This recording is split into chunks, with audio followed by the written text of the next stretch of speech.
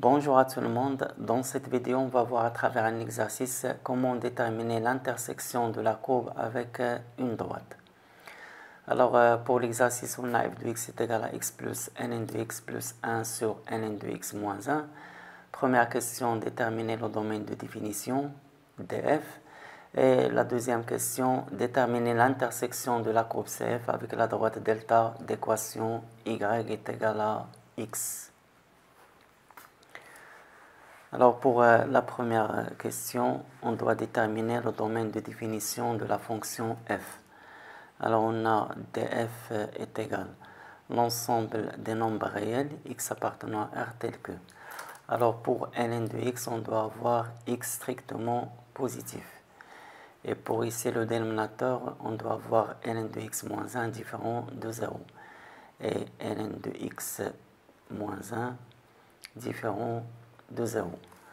Alors cela donne x appartenant à R tel que x est strictement positif et ln de x est différent de 1. Ça c'est l'ensemble des x appartenant à R tel que x est strictement positif et alors là si vous avez vu l'exponentielle, directement ln de x différent de 1, ça veut dire x différent de exponentielle 1, c'est-à-dire e. Sinon, si vous avez vu seulement le ln, on a ln de x différent de 1, c'est équivalent à ln de x différent, le 1 c'est ln de e, et ça c'est équivalent à x différent de e.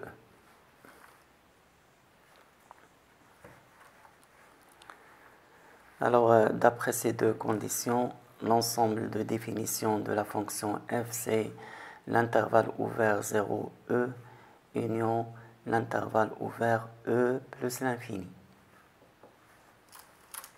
La deuxième question, on doit déterminer l'intersection de la courbe CF avec la droite delta d'équation y est égale à x. Alors, pour cela, on résout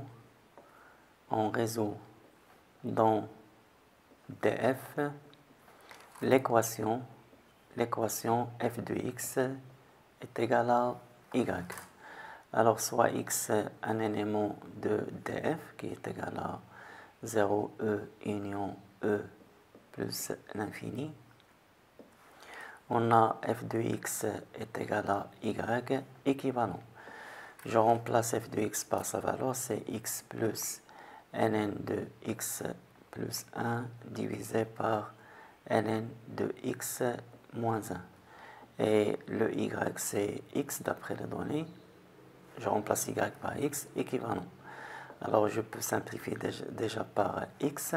Il reste ln de x plus 1 sur ln de x moins 1 égale à 0.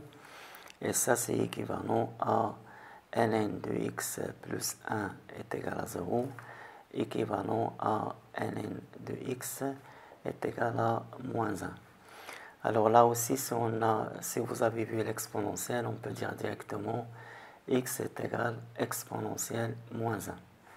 Sinon, on peut résoudre cette équation comme suit. On a ln de x est égal à moins 1. Moins 1, c'est moins ln de e. Et moins ln de e, c'est ln de e à la puissance moins 1. Donc cela veut dire que x est égal à e moins 1.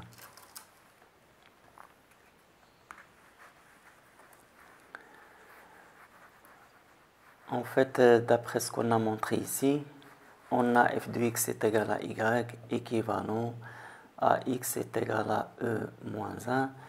Et bien sûr, la solution e moins 1, il appartient bien au domaine de définition. Il appartient à df.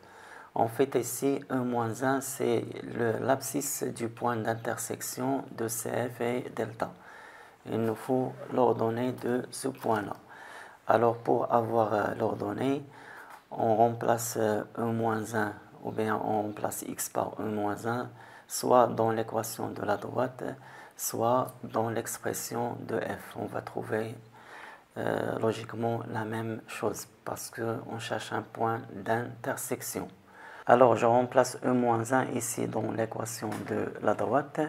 Si x est égal à e moins 1, on a y est égal à x, donc y est égal à e moins 1. En fait, A de coordonnées e moins 1, e moins 1 est le point d'intersection de CF et delta. D'intersection de la courbe CF et la droite delta. Eh bien, merci pour votre attention. À bientôt et à la prochaine.